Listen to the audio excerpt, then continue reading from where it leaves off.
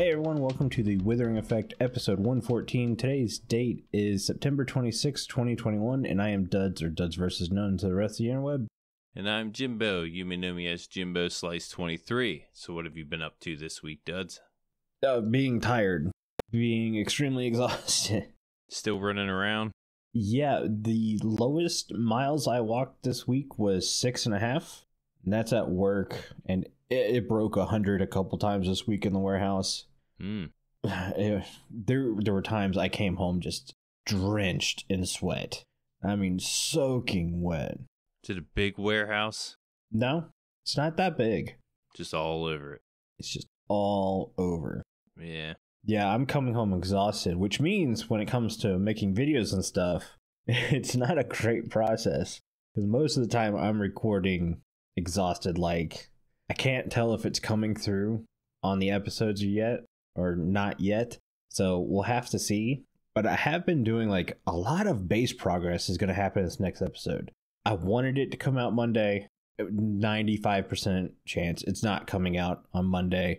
More likely it'll be a Tuesday release, which I hate. I wanted it out on Monday, but it's not going to happen. Is Mondays usually better? Mondays usually are a better release date for me. Okay. Yeah, you were saying how bad the weekends do. Yeah. It is what it is. My channel is slowly growing, which is nice. It is. The biggest thing that's holding me back is watch time.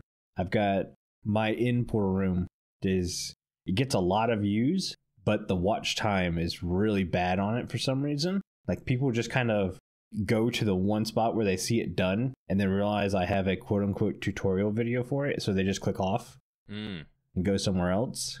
So the watch time's getting pretty low, which I think kind of hurts me a bit, but I don't know. I don't get the YouTube algorithm, why certain videos take off and certain videos don't, why people subscribe and don't watch anything, or why people watch everything and don't hit the subscribe button. It's very strange.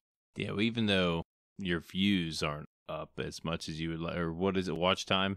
Watch time, yeah. My views have actually gone up this past week, which has been real nice. Oh, cool. There's been a couple people going back and watching through this playlist of this season. So if you're one of them, thank you. Mm-hmm.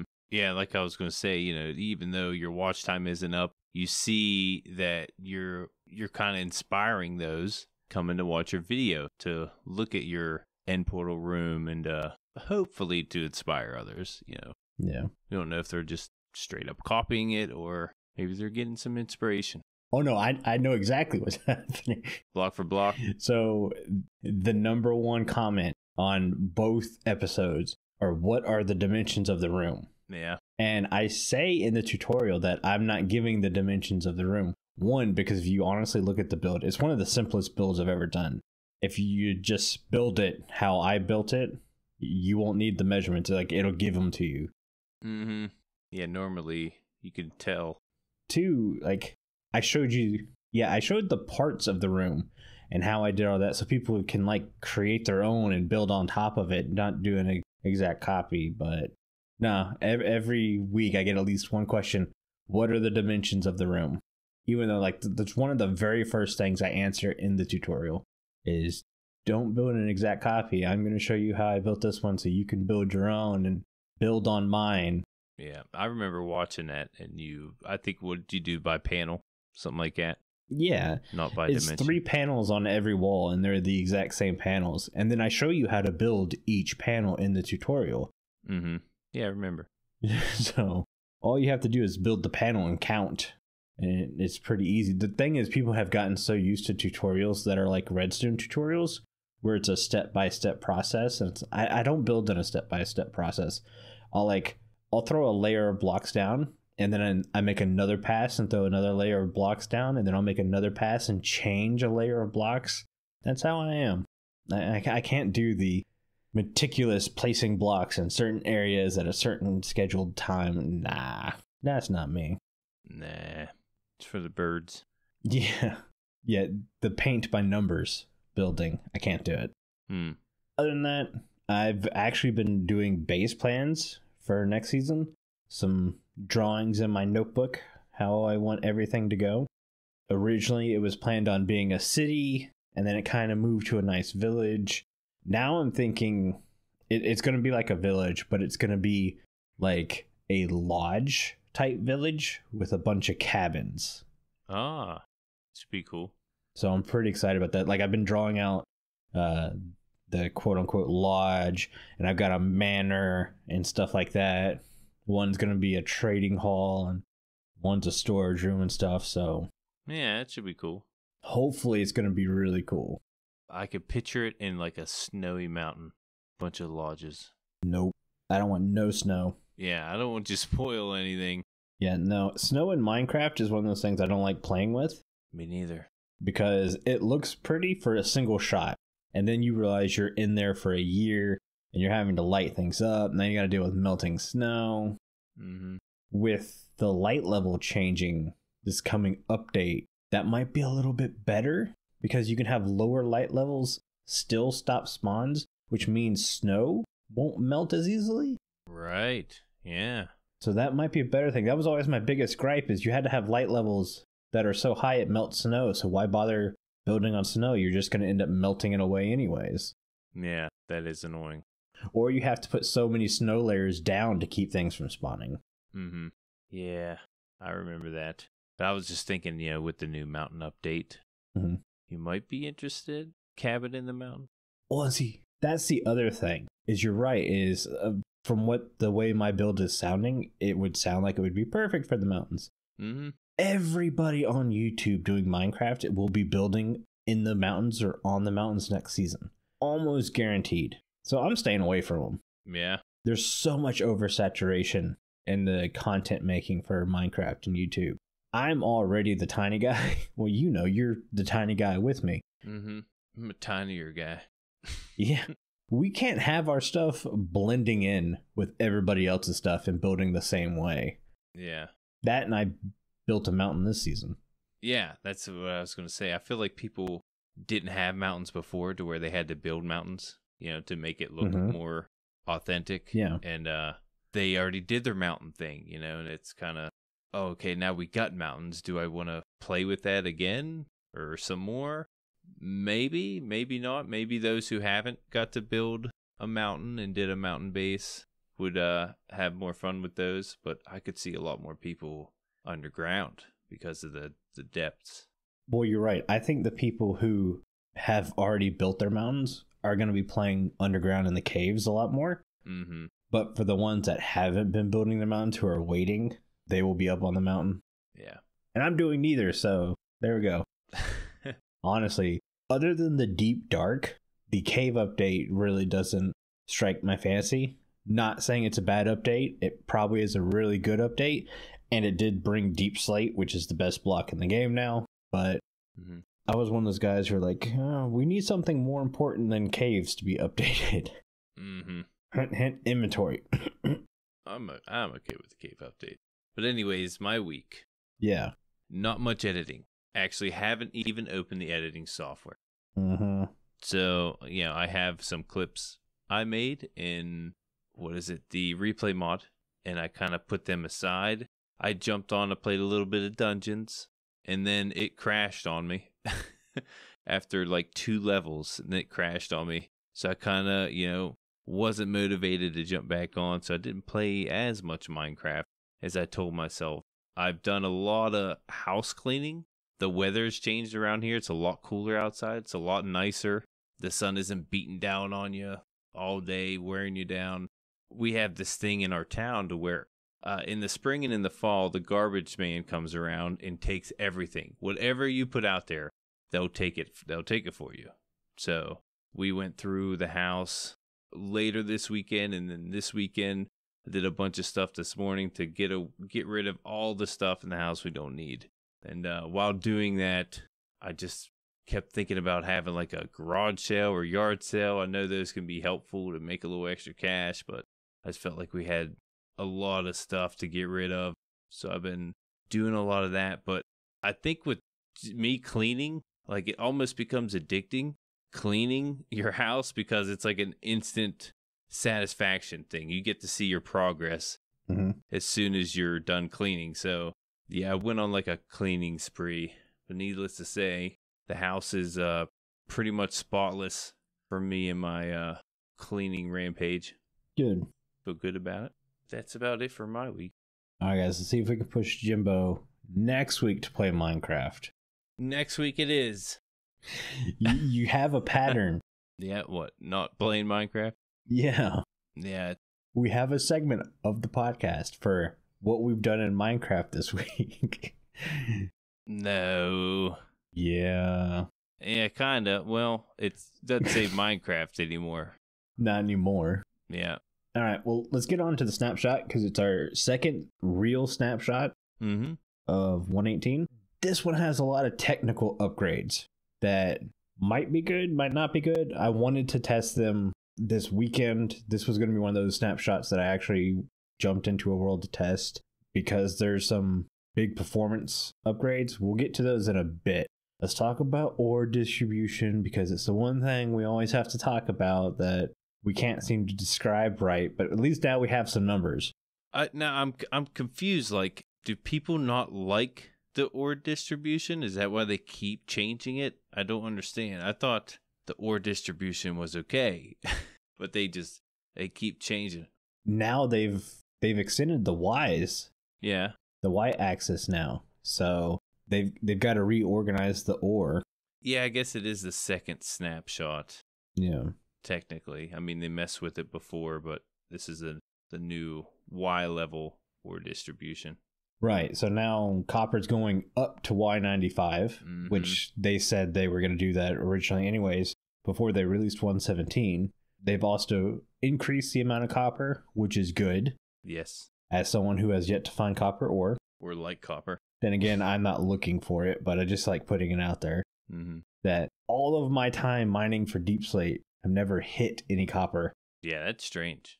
Yeah. I know it doesn't naturally spawn around deep slate level. I get a lot of people saying, well, it's not on the same level. But I have to mine down to deep slate, and I do that in different pockets. I'm not just using one mine shaft, and I've never run across it. There's some down there. Yeah. You'll find some every once in a while down there. I have. But yeah, normally it's above that, around iron level. Right. I think it's like 45. So whenever I'm digging my stairway down, I do some pokey holes and look, and I get more iron from drown farms. And then Lapis is going to generate in blobs now instead of spread out. I always thought it generated in blobs anyways. Yeah. Yeah, I wouldn't call it, what would they call it then? A vein beforehand? They just said it was a spread out. Yeah. I don't think I've ever found more than 4 or 5 lapis ore next to each other anyways. Yeah, I'd go as far as say 3 or 4 next to each other. You're I don't even know if I'd say 5. I noticed there are, in the blobs, you can get like 5 like or 8. 6. Yeah, maybe up to 8. Is that what it is? I think. I don't know. It might be similar to diamonds, like a diamond blob. We keep hearing about ore generation. We're like, oh, we have to talk about this. Either way, just look at it this way. Copper now is higher up in the world and you get more of it, which is definitely a win. Should be getting more lapis, but you'll find it in the same areas. I don't think you're going to get more lapis. You're just going to get different shaped lapis. Oh, I thought blobs would be a little bit bigger. Could be wrong, but you might get more per blob. I just got to go on what the notes say, and the notes do not say more. Yeah, it doesn't technically say that, so I guess you're right. Yeah, so I'm not getting anyone's hopes up. There's plenty of lapis. Yeah, there are known issues with the snapshot. Like, again, it's not compatible with older worlds. Oh, which means I wouldn't be able to do my test I wanted to do for this anyways. That's good. Whatever. And then world saving can sometimes take very long. I'm sure that's going to get fixed. Yeah, I'm sure they'll play with that a little bit. Yeah. And then the last small change before we get to the big technical stuff. Sprinting. Now, they've reduced the likelihood of, while sprinting, if you rub up against something, that you'll stop sprinting. And I want to say they reduced it 5%. Oh, is that it? So, or that's like the angle. Actually, it's like the angle of approach reduced wise. Yeah. Kind of like if you're walking and you graze up against something. Right. In the game, it would stop you. I'm going to go with 95% of the time, you probably aren't going to notice this change. Yeah, that's what I was thinking. It's very subtle. Yeah, but it is a change that I like them making because it is an issue That happens sometimes. I think I'm not as affected using a controller because I have joysticks and can do my precision is a little bit better instead of the WASD keys because of the joystick. But yeah, I'm curious if they're looking into the sprinting bug, the jerking sprinting bug as well. I hope so. That's the bug I want fixed the most. This could be a little heads up that they're looking into different sprinting abilities or... Yeah, because when that happens, it can happen for just a couple seconds, but it'll still make me nauseous. And then I'll watch somebody's stream, and they just kind of let it keep going until they get to their destination. Oh. I have to turn the stream off. If you are a streamer or a content creator and you're having that happen on your screen, please do not let it continue to happen. You will lose viewers. Yeah, and it's annoying. Like, yeah. That was me. No way. No way. I got to stop in my tracks and fix that. Yeah. I think you're losing speed, right? Feels like you're going slower. I don't think you actually physically... I think it's just a visual glitch. Yeah, still annoying. Yeah. But the big change... Oh, the big one. And it's a parity change. Yes. Simulation distance settings. So, in the Java world, this was built in with loaded chunks. And Bedrock, this was a separate setting. So, what this setting does is you're basically telling a radius of chunks loaded to have AI attached to them. So if anything that has AI is outside of said chunk simulation, it basically turns off. So if you have animals, cows, pigs, chickens, dolphins, fish outside of that chunk simulation, they could still be in chunk loading range. But if they're outside of chunk simulation range, they just kind of stand still. Right. Not do anything. Yeah, and originally it would just be the render distance. Right. Wherever you put your render distance would be your simulation as well. Now they separated those two. Exactly. Exuma did a video showing this off, and it worked out really well. Yeah. Where he turned his render distance up high, simulation distance down low, threw a bunch of snowballs outside of the simulation distance. And because they were still in the loaded visual distance, you could see them just constantly falling and falling and falling and falling and never actually hit. It looked like they were lagging really bad. But the second you turn the simulation distance up, all the snowballs hit the ground. I've seen some guys show it where they'll turn the simulation down and then shoot arrows at like cows or pigs and shoot enough arrows and stuff to kill the animal, but the animal doesn't die. The second they turn the simulation distance up, all the arrows actually hit the animal and boom, dead. Yeah, I didn't get to see those. They did show how redstone can be connected through it. Yeah, it looks like redstone's not affected by it. Yeah, say you have a piston outside of the simulation distance, it will still trigger the piston. Yes. Yeah, throughout those render distances. Yet, if you have a minecart on some power rails, it will stop once it hits that simulation distance. So I think it's like any active redstone or movable redstone. That's why I chose AI, because to me, redstone is just an on or off signal. Okay. It's a 1 or a 0, whereas a moving minecart has, how do I put it? It has a path it has to find and follow. Yes, that path is already laid out in rails, but the minecart still has to say, I need to go here, I need to go here, I need to go here. Just like an animal going, I need to go here, I need to go here, I need to go here. Whereas redstone just says, I need to be on, I need to be off. Yeah, and the cart has a destination. Right. Okay. Because we've seen items moving in air. They stop. Yeah, I'm pretty sure like flying machines, slime block flying machines, they would be stopped, I can imagine. I don't know, because in the preview or the snapshot video I saw, a piston activated. Yeah. Well, I know this season my flying machines would get broken if I was at a render distance. Yes. I was thinking the render distance, would be, it's the same thing as the simulation distance now, separating them though. If they would leave at simulation distance, they would probably stop. Not sure.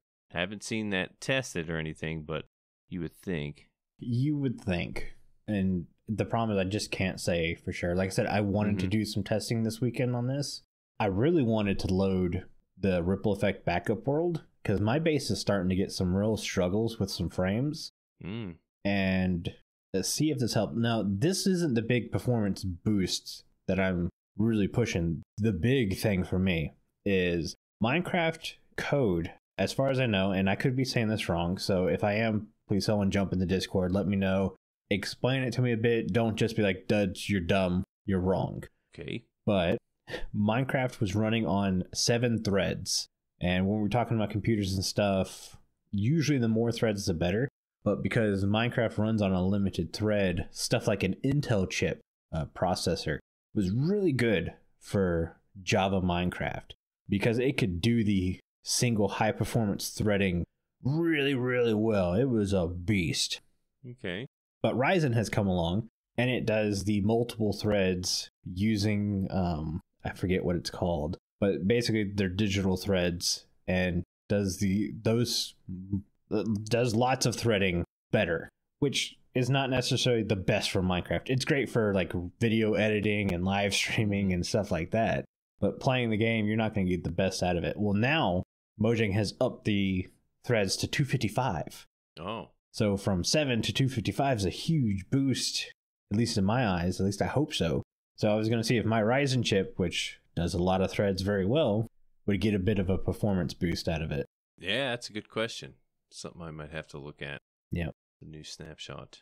Now, one of the questions I would have is you can set your simulation distance and your render distance, so you can look out a lot further if you wanted to, and have things working in, I don't know, 5 chunk radius, we'll say. If your render distance is set to 10, you can see twice as much than what is going on around you. Now, is this per server, or can you attach this simulation distance to just one player? Like if I wanted to, let's say I wanted to AFK my farm, and I'm on a server. Oh, are you saying is it client side or server side? Right. Well, there is a server setting to be put on there. Now, I don't know if I would have to assume it's going to work like render distance now. Like the Ripple Effect render distance, I think set to like 12 or something like that. But if you yourself individually set it to 5, you're still only going to get 5. Right. But if you set it to 18, you're not going to get more than 12. Okay. Yeah. That makes sense. I'd have to think that's the way it's going to work. Yeah, I bet you're right. Yeah, I was curious how they would do that. If that would be too much or if that's doable. Yeah, it'd be nice to know if I want to AFK one farm, I can isolate my render distance or my simulation distance to just work that area and not any further than that. That's good to know.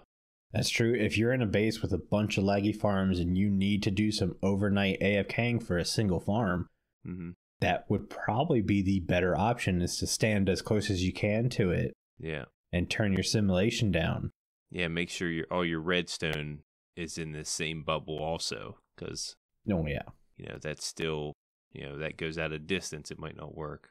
Could break some stuff. Yeah. But it's a good change altogether. I really like how they're dealing with the whole rendering process, because I was a little afraid with the rendering when they added the new height and depth. My only worry now is I hope replay mod doesn't get broken for a long time again. Oh, yeah. Yeah, big changes like this. I love me some replay mod. That's a mod that's changed the way how I make videos. So great for those guys for putting it out there. I was getting ready to join their Patreon and throw some money in there so I could get access to the beta version of it. And it just so happened that week they put it out for free. Might be doing that next time. I was able to get the beta version. I actually used it on a couple of my videos, but not too much. I mean, obviously the one that they're giving out when everything is finished is better, not just the beta. But yeah, it's nice having that. Yeah. To get different angles of footage. All right. Should we move on? Yeah, looks like that's about it. So we've got a listener comment from Ol. In Discord, it was just OL. I'm gonna put it that way. If you want to go by another name, let us know in Discord, and we'll make it right next episode.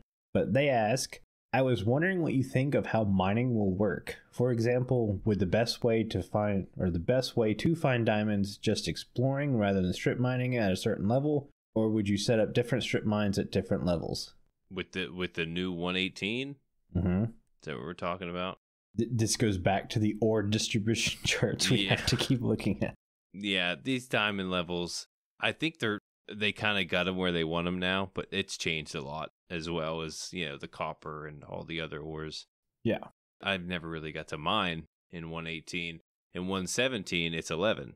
You go to 11 on your way down. If I would see any caves, I would go caving, but normally I'd make a strip mine, and I'd separate each mine 3 blocks apart.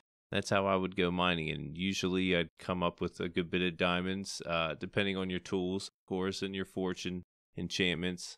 But yeah, that's the way I would do it. Definitely a strip mining. Again, with 118, new cave simulation.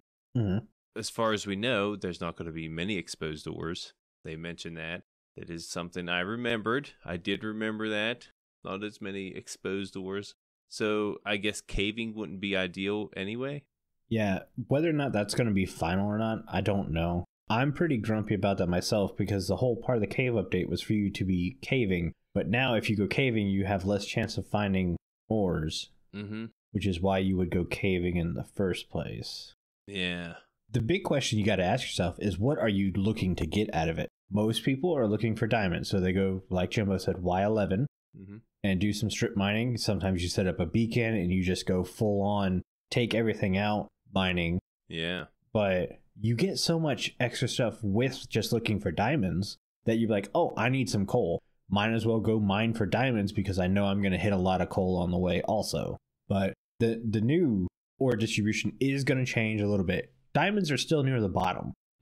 So setting up deep down is still going to be your way to go. But like copper is more to the top, iron's more to the top. Also, you have to think, I've come so far in redstone abilities, and redstone farms have come so far in simplicity that if I need an ore, most of the time it's easier to farm for it than it is to dig for it. Yeah. I know there's going to be a lot of Minecrafters who go, that's what's wrong with Minecraft. And I'm going to say, nah, I'm okay with how it is, because there's a lot of people who don't understand even the simplest redstone and would prefer mining. And that's perfectly good too. Yeah, because this update is for you. Right. You have a great atmosphere to mine in now. Except you're not going to find any ores in that atmosphere, so just go down to a Y level and dig. Yeah. They did mention different elevations. You could. I'm pretty sure just because it's so deep now, -64, there's probably a couple of good areas to mine at to find diamonds. From the last time I saw the chart, which has been a while, they didn't put a chart with this snapshot. From what I remember, I want to say, like, was it -40 or something was the big diamond level, but iron and copper were like +35 were good levels. So you might have a mine shaft with multiple heights in it to get certain materials. Yeah. I don't know. But we haven't actually done any digging in this one, so we don't really know for sure. Right. Oh, there was something I forgot to bring up during the news that actually kind of works with this. So one of the big rumble around was what's going to happen to old chunks when you update, because obviously you have negative Y values now. And one, I think I read, it was either King B Dogs or Heinrich, that you have a toggle button. You can say don't touch my chunks, or you can have a yes, affect my chunks button. So there's that. And two, if you chose to affect the chunks, now this is from the Bedrock beta, so I'm going to assume they're going to try to stay as close to parity as possible. But in the Bedrock beta, if you accept your chunks being messed with, the Bedrock instead old chunks turns to deep slate, and then you can go into the negatives and old chunks. And that comes from Prowl's video. He did a good 18-19 minute video on the Bedrock beta stuff. That video link will also be in the show notes. Yeah, it's interesting. You don't get to hear too much about Bedrock. At least, I play Java, so I don't hear much about it. Yeah. It is interesting, the parity differences. I do know, I think they had their Trident killers broken in this update. Oh. So Ouch. Yeah. Now what are they going to do? Yeah. And there was another bug that they got from it. They did get the ability to, I don't want to say equip because it's wrong, but activate the elytra in a downward or in an upward fall or downward fall. Either way, they can now do the double jump like we do to activate the elytra. Oh, they didn't have that yet. They didn't have that yet. Well, congratulations, Bedrock. It's pretty nice. There are some parity changes happening. Mm-hmm. It's pretty cool. Thank you for that one, Ol. Again, if you go by a different name, let us know. We'll get it fixed. That comment was from our Discord, and it's the only place where you can easily talk to everyone who works on the show. Man, I messed that whole thing up. Yeah, rewind. Because it's almost exactly like the outro. It's the only place you can talk to everyone who works on the show easily. Jimbo, 9 o'clock at night is too late to be recording this. Yeah, we're almost at 9, so you should be okay for another 20 minutes. Nope. And then you can start messing stuff up. Nope, brain's turned off. Went off early. Anyways, just take C3PO's word for it. Hello, interwebs. I'm C3PO, a member of the Withering Effect Discord. A great place to talk to fellow like-minded Minecrafters and to get to know the people from the show. Sometimes there are even puppy pictures. Don't delay. Join the Discord today. Link is in the show notes. Toodaloo! Duds made me say that.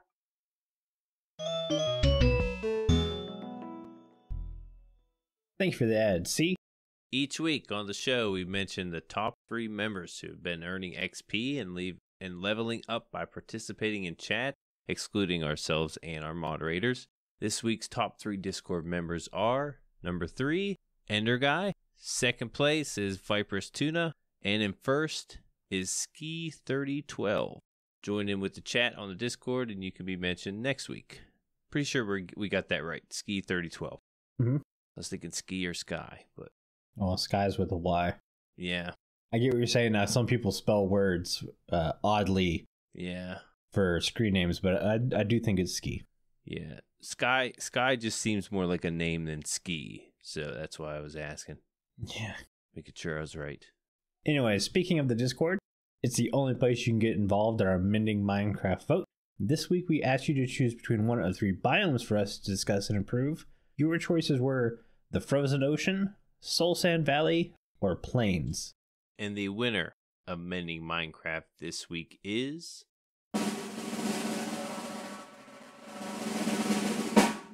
Frozen Ocean. Nice. Yeah, it had 44 votes.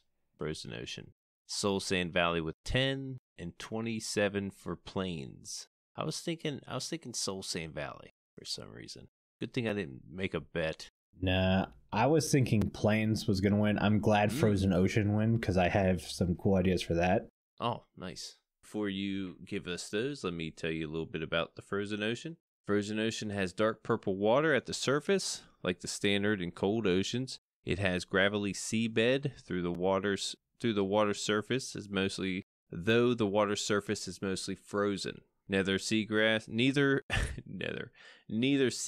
nor kelp generates on the seafloor of a frozen ocean. Didn't know that. Large icebergs made of snow blocks, packed ice, and a bit of blue ice frequently generate on the surface, where rabbits, polar bears, and strays may spawn. And the deep ocean is another variant with the same features, spawning features, mechanics, stuff like that, except for it can spawn an ocean monument, and the regular Frozen Ocean can't. And that's all I got for the Frozen Ocean. I'm going to go with an obvious one. I know people have said before in chats and stuff, especially with the Caves and Cliffs updates, we need some icicles. Straight up use the dripstone or the pointy dripstone texture. Mm-hmm. Paint it blue, call it an icicle. Yeah, like a clearish blue. Mm-hmm. Yeah. I think that would be really nice, and it makes tons of sense, especially now that everything's getting caves. And I have seen, I guess, tiny ice caves in some of these snapshot videos. It makes sense. I really want icicles. That'd be really cool. They wouldn't have a lot of farming purposes, but they look cool, so we're going to go with it. I could see them producing water without the water. They would just drip. Yeah. Can't get any lava out of it, clearly, because it's ice, but no. Producing water, maybe. Or maybe take the dripstone, don't let it produce water. Just make the icicles produce water, and the dripstone be the lava thing. Just separate them. Mm-hmm. That'd be cool. Yeah. Remember, I always try to put some kind of prize in a box when I create these biomes. So my prize in a box this time will be creatures frozen in the ice. Whether it be fish, dolphins, maybe a zombie got frozen in the ice. And I don't mean like active in the ice where they can like roam around and stuff behind an ice wall. I mean, they are stuck in the ice. They are an ice cube. And the only way to get them out is to melt the ice. Okay. If you break the ice, you kill the mob. Even if you silk touch it. Even silk touching it kills the mob. I feel like you could move the mob, a frozen mob, if you silk touch it. Yeah, you can. If you can keep it cold and use pistons, you should be able to move it. That'd be cool. How cool would that be? Mm-hmm. Yeah, mix it up a little bit. For creating a new mob for this area, we need an abominable snowman or a yeti. Yeah, now we're talking. Yeah. Going to dungeons, I don't remember many snow levels. I want to say there was one, but it's been a while since I played it. I'm at the end game right now, so it's been a while. But the Redstone Golem, its general shape would fit really well with a yeti. Imagine a white version of that with, instead of the red striping for the redstone, you got blue for ice. Mm-hmm. That could be really cool. Yeah. And then lastly, last week we talked about new ways of transportation in Minecraft. What about a dog sled? Ah, I like that. Imagine being able to craft a dog sled with some wood, planks, and sticks, and then you're able to leash multiple dogs to the sled and steer it around. That would be so awesome. Yeah. Yeah, you'd be able to steer, right? Oh, yeah. Lead your dogs the way you want. I don't know how you would want to steer it, because, I mean, you think about real dog sleds and stuff. The dogs are smart enough to kind of stay on the path for the most part. There's not a ton of steering involved in things, but there's usually like a whip involved just to signal go. I don't think there's a whip in dog sleds. No? No. So I'm pretty sure there's not. Maybe I'm wrong, but I don't. We won't be whipping dogs in Minecraft anyways. Yeah, well, I don't think they actually whip the dogs. Maybe they do. I thought it was like an attention type of deal. I could be wrong. I don't know. I've never did a dog sled before. Believe it or not. Same. That'd be fun, though. But I think that would be so fun to have in the game. Yeah. Especially traversing these new snowy peaks and stuff. Yeah, it'd be cool to like make a chain of them to make it a little bit faster. Yeah. Yeah, that'd be fun. I think it'd be awesome. I would love that in the game. I'd immediately build an outpost in a snowy area so I could have dog sleds. Yeah. Trying to see if there's anything on Discord. Some people want the chillager. They want the chillager or iceologer. Yeah. Sounds like it's pretty popular. I wouldn't mind having it in there. I could see it being more of like a mountain mob instead of a frozen ocean. Yeah, it would be more of a mountain mob, I think. Yeah, the only thing I was thinking of is, maybe let's get some ice caves in the frozen ocean. Like, the caves that are underneath the water. Be nice to have those icy. Those ones icy. Or the ones in the mountains. Get some icy caves. Yeah. But, because of the new world size, there could be biomes in different Y levels. So, might change in that case. Exactly, yeah. Ice caves are definitely something the world needs, though. Anyways, should we move on to our main topic? Yeah, that's all I got.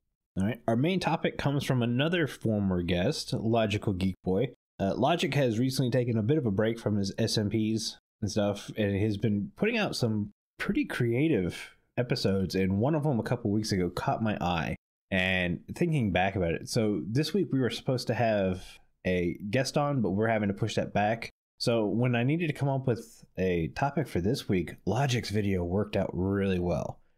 His video is the 20 small updates from Minecraft, and this is in response to Dinnerbone. Dinnerbone has come back to Mojang, has been working on a couple small fixes, such as when you're typing in chat while sleeping in a bed, and then you pop up out of bed, the chat disappears. He has fixed that issue now, and he wanted to know what are some other small updates he could be working on Logic responded with this video, and there's a bunch of them that we really like.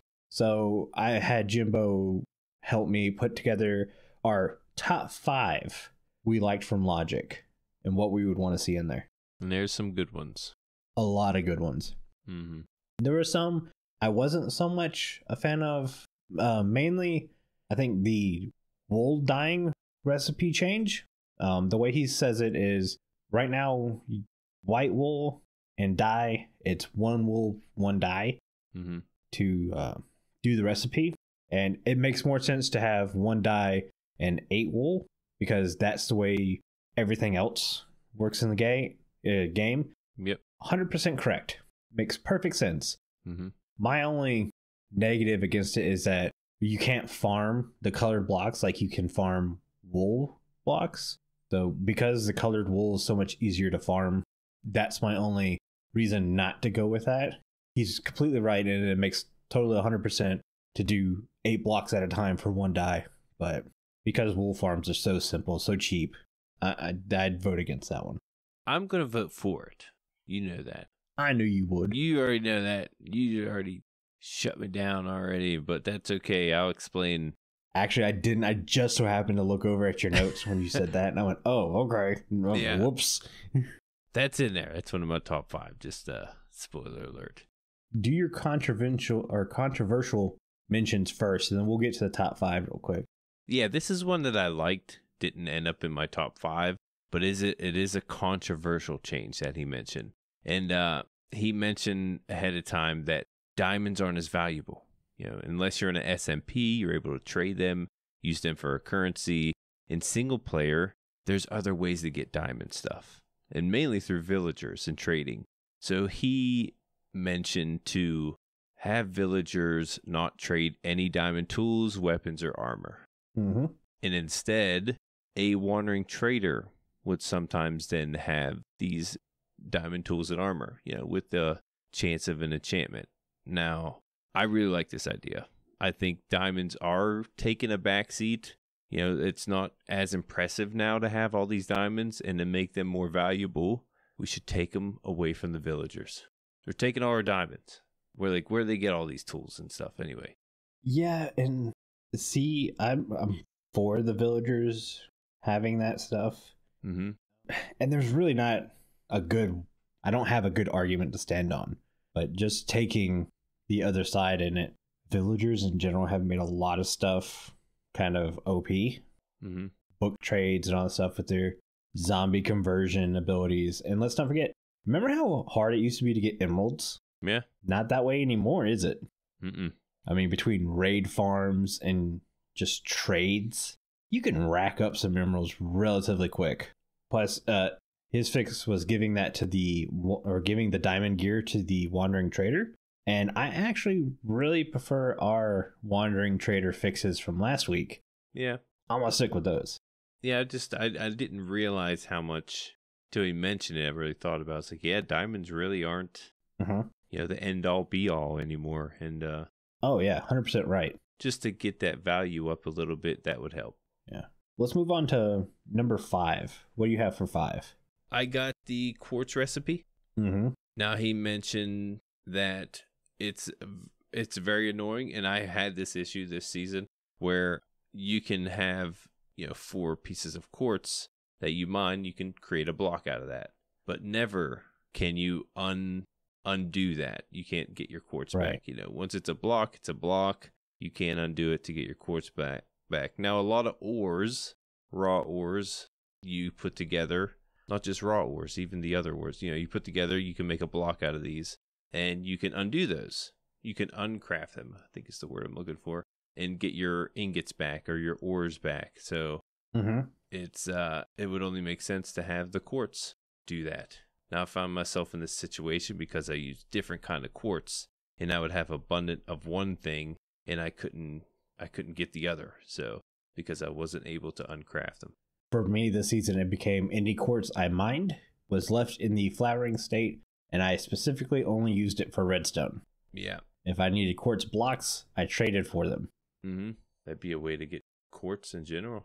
Yeah. My number 5 is netherite instant mine. on deep slate. Good one. And it makes a lot of sense, and not for some of the ways people are thinking. Deep slate's supposed to be a thicker, harder material, which makes sense. It's deeper in the ground. More pressure makes it more compact, more dense, thus harder to mine, which means you shouldn't be able to instant mine it. Except the gold pickaxe. Yeah, I'm bringing in a useless tool to explain why netherite should have instant mining abilities. One, if you look at the properties of the gold pickaxe and netherite pickaxe when enchanting, they are relatively close to each other compared to the diamond pickaxe and the netherite pickaxe. You would have to assume that they're both fundamentally around the same kind of material. Plus, it takes gold to make netherite. Mm-hmm. That's already there. Gold pickaxes have super quick speeds. They have no durability, but they're a lot faster tools. Thus, a netherite pickaxe would technically be faster than a diamond pickaxe since it's made out of part gold. And because it's netherite, it's also a lot tougher than a diamond pickaxe. We see that in the durability settings. So you should be able to mine deep slate with haste 2 and a netherite pickaxe. I agree. I like it. My number 4. This is one I'm really hoping they change a little bit. And that's movable budding amethyst blocks. Yes. As of right now, you find an amethyst geode. The budding amethyst isn't something you can mine and take with you. It's got to stay there, and your amethyst crystals will bud in that area. So you can't move them. You kind of have to mine all the blocks around them for these things to be farmed. Yep. And it can be very annoying in some of the placements that these things are in because you can't pick and choose. It's kind of just there. Now, his idea was to being able to push these with a piston, just kind of push them around and not mine them, at least to where you can get them in place to have a decent, efficient farm. I thought that was a great idea. Yeah, I want to move. I've said that before, that I think that's the biggest problem with Amethyst, is that you can't move the budding blocks. Honestly, I'd be fine with pistons moving. I still don't see why you can't soak touch it. Then again, I also can't see why you can't soak touch spawners, but it is what it is. Let's not to mention the way they spawn can also hurt your efficiency of your farm too. Especially, this wouldn't be a big deal if these things grew at a relatively quick pace, but they're super slow. Yeah. So to me, that's what makes this a problem. If they had faster spawn times, non-issue. But the fact that you can be waiting for an hour and only end up getting 2 for an hour AFK it's crazy. So the efficiency in this farm is a much needed thing, and the fact that how a block spawns can affect your efficiency is just, it's no bueno. Right. I think I brought up a long time ago, I'd rather be able to flush it with water, Yeah. Be able to break the crystals with water. That would be a lot more helpful. Mm-hmm. If not, I would love to be able to move them. Yeah. In Logic's example. My number 4, Renewable Coral. So we have these very beautiful coral reefs in Minecraft. I live at one this season, and I can't tell you the amount of times people are like, hey, I need to borrow some coral. Can I go to the outskirts of your base to mine a little bit? And it's like, yeah, that's fine. Don't mine a lot. And with how Mojang is very much in the activist realm and pushing people to use their voices and stuff, mining coral and destroying coral in real life's a bad thing. So creating renewable coral, which is something we're doing now, and creating new coral reefs and stuff, seems like a great idea for Minecraft. Yeah. And the way Logic showed it, it's not that hard because the coral fans and stuff we see, not necessarily fans, but like the bubble coral and stuff like that, the taller versions are technically renewable in game already. So the fact that you could farm those to craft coral blocks, it seems like a good idea. And all that is just a recipe change. You're not creating new blocks or anything like that. Yeah, just making a recipe. Right. Sounds logical. Wink, wink, nudge, nudge. Yeah, I was hoping you picked up on that. Yeah, and it's a great thing for Redstone community because that's another farm to build. Yeah, no, I totally agree. The renewable coral. Yep. My number 3, kind of something you brought up already. I tried not to copy your list. I found some other things that I really like. Yep, and I tried not to take all the good ones. Yeah, Yeah, I was like, man, he beat me to it. He's got a lot of good ones on here.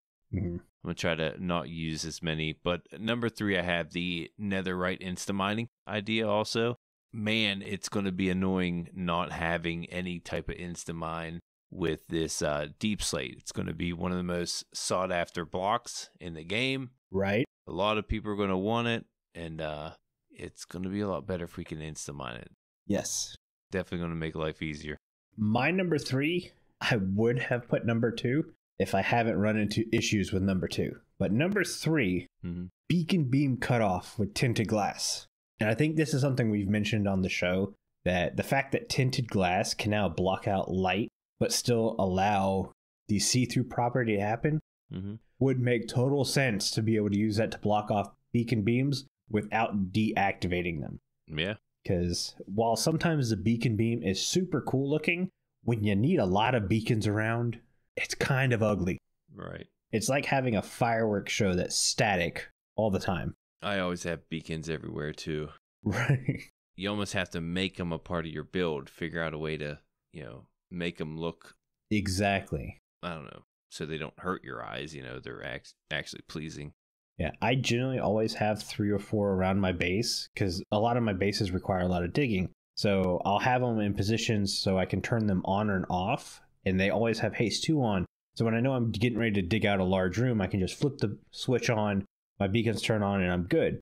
I would love to have like resistance or the I forget what it's called, the auto healing on all the time, but I just can't stand to look at beacon beams all the time. Yeah. Yeah, it's a good one, though. I like that. My number 2 is sand layers. He mentioned how, we have snow layers. What if we can have sand layers? Just to make,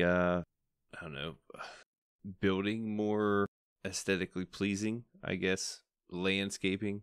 See, I told you, we're getting late at night and now our brains aren't working. Yeah, I couldn't think of the word I was thinking for. That didn't even make sense, what I just said, so... Beautification. Yeah. Yeah. No, it makes sense. We have snow layers. Why don't we have sand layers? Why don't we have gravel layers and redstone layers? Mm-hmm. Yeah, we brought this up a couple times, I think. Yeah. The fact that is, I just think it's too many blocks, or at least that's the way it was last time. Mm-hmm. I think we could see stuff like this when those biomes get updated. Yeah, I hope. Who knows when that'll be. I know they're going to get to them. And who would have thought beautification was the word I was looking for? And I don't even think it's a word. It's okay. Fragile Rock popped in the live chat to let me know the word I was looking for was regeneration. That's it. That's a real word. Good old regen. My number 2 is a new dispenser recipe. I've had to make the multiple dispensers, and it stinks.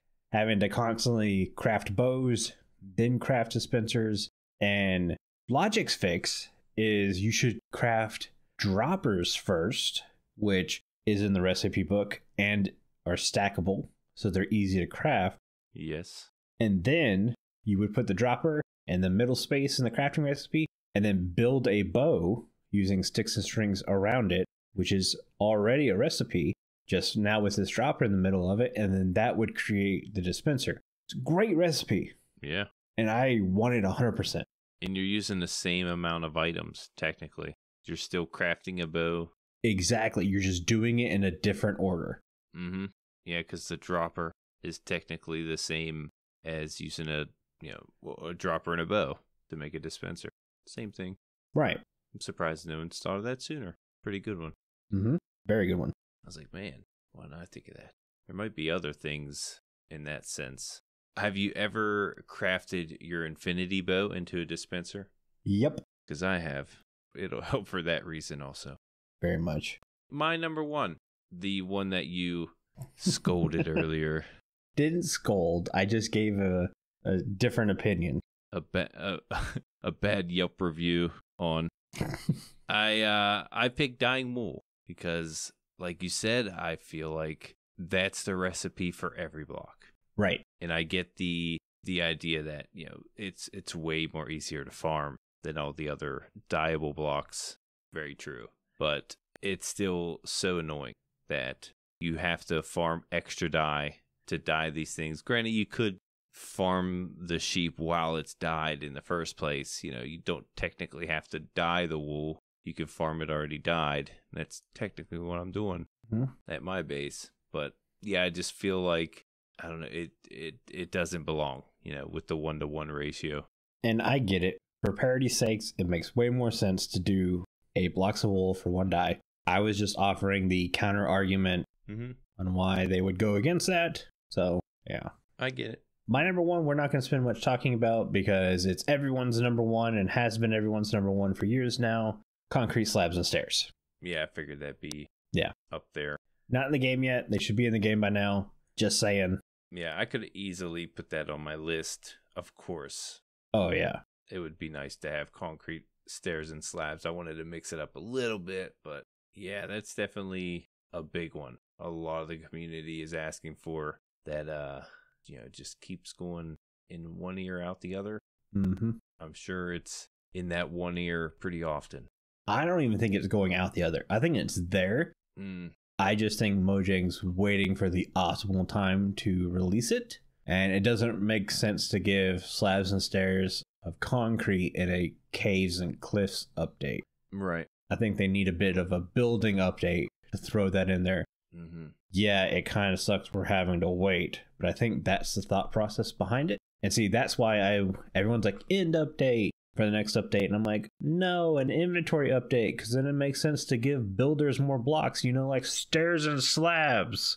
Yeah, they're definitely going to touch up on other things before giving us that. They mentioned a while ago, you know, they don't want to give us anything if the game's not ready for it. So, right. When it's ready, it's ready. I'm sure we'll get them eventually. All right, but I think that's going to do it for today's show. Before I have Jimbo read us out, I want to say a huge thank you to all of our patrons who are supporting the show. Our milk level patrons are Omni, Chief Big Bear, Croc, Fragile Rock, O-Beep, Stone Figure, and Viperous Tuna. If you too would like to get access to exclusive benefits and hours of extra content each month, please consider joining at patreon.com/The Withering Effect.